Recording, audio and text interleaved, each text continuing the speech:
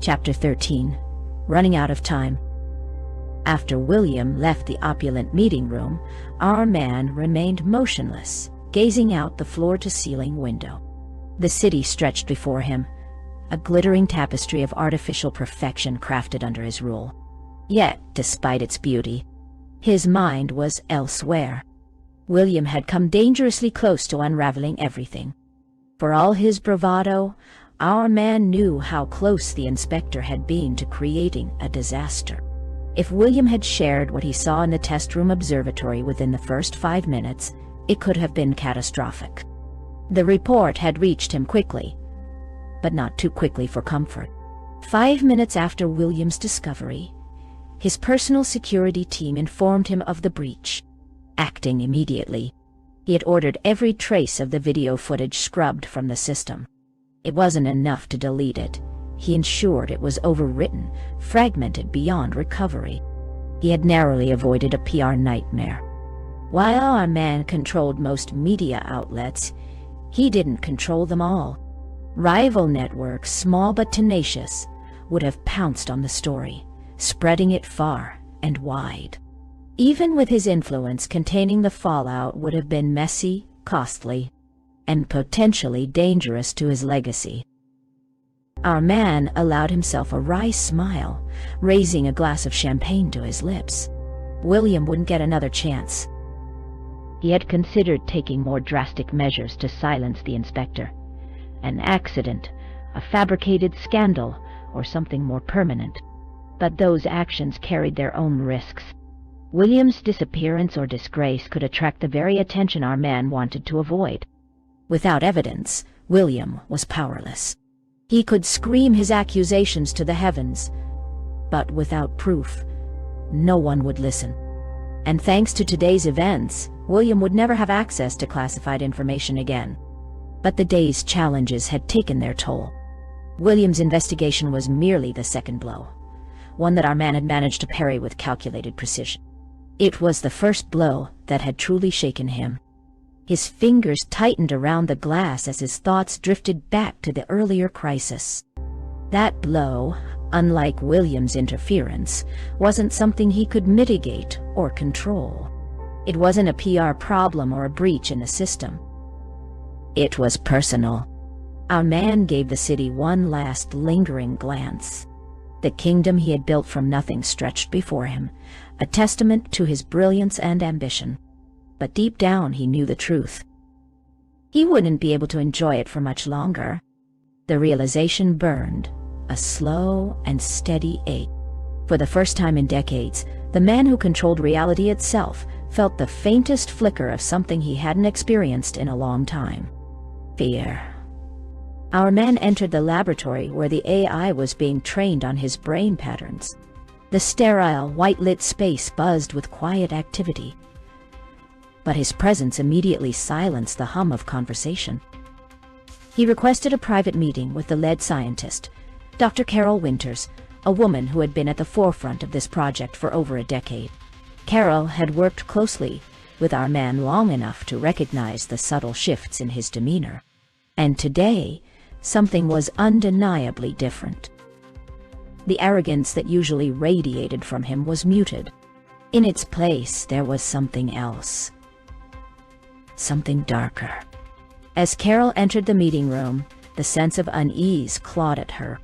The project was her life's work, but even she wasn't immune to the fear that came with disappointing him. They sat across from each other at a sleek, minimalist table, its surface reflecting the cool blue glow of the room's lighting. Our man's voice broke the silence, his tone somber and uncharacteristically direct. When exactly will the project be fully operational? Carol blinked, caught off guard. Deadlines had never been part of their conversations before.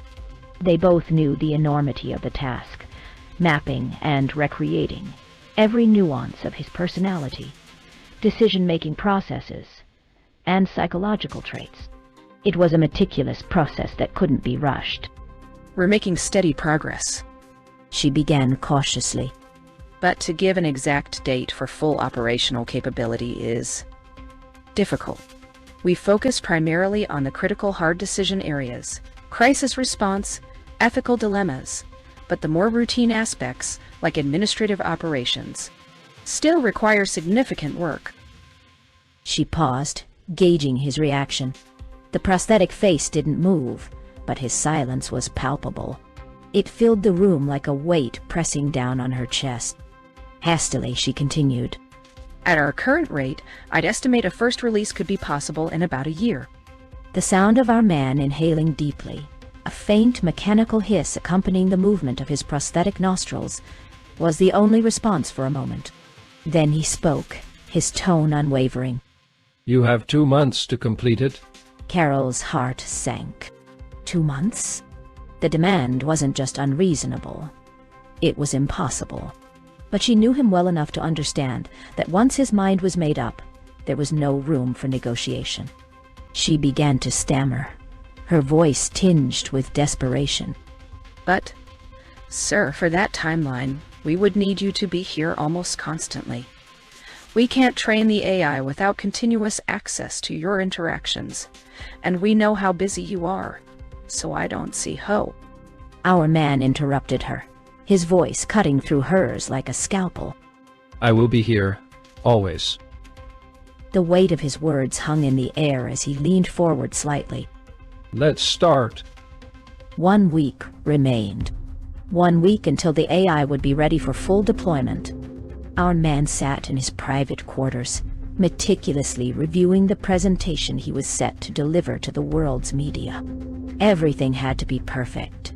No mistakes, no missteps, no room for failure. He reached into the drawer of his polished desk, retrieving several bottles of pills. Pouring the contents into his hand, he stared at the mixture of capsules for a moment before swallowing a handful in one gulp. The bitter aftertaste lingered, but he didn't flinch. Mistakes were not an option. The weight of the past 2 months pressed down on him like a suffocating fog. The day William had uncovered the experiments, our man had received news far worse. The degradation of his brain was accelerating.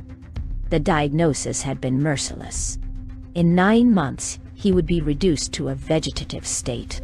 His mind, once the sharpest in the world, would wither into silence. No amount of money, influence, or cutting-edge technology could halt the inevitable. The doctors had explained the progression in clinical detail.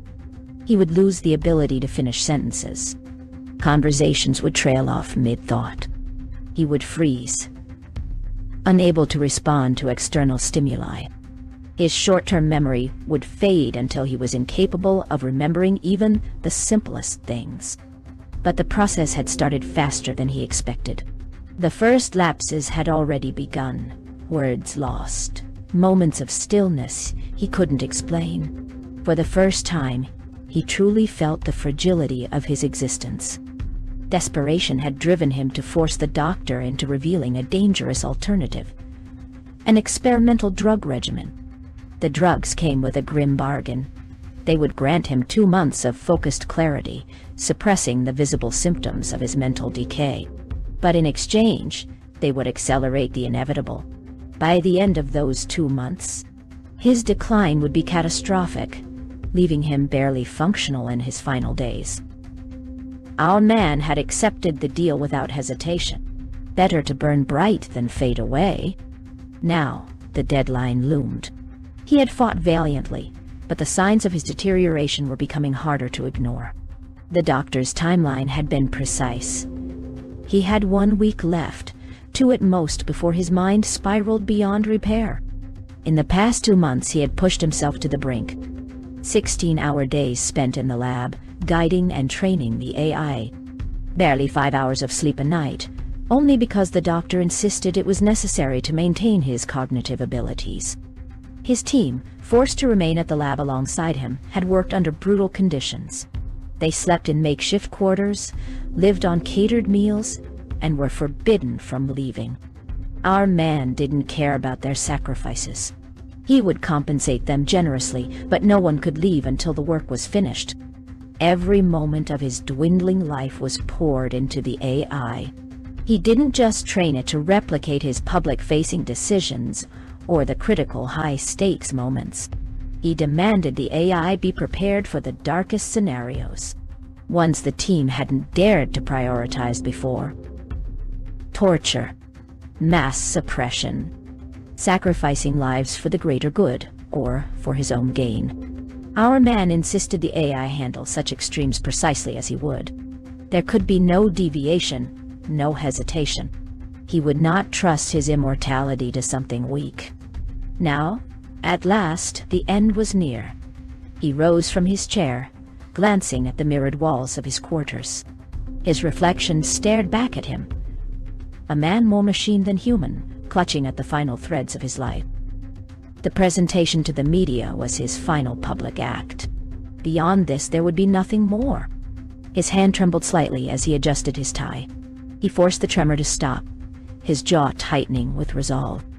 This was the moment, the culmination of everything. The world would soon know of his eternal legacy.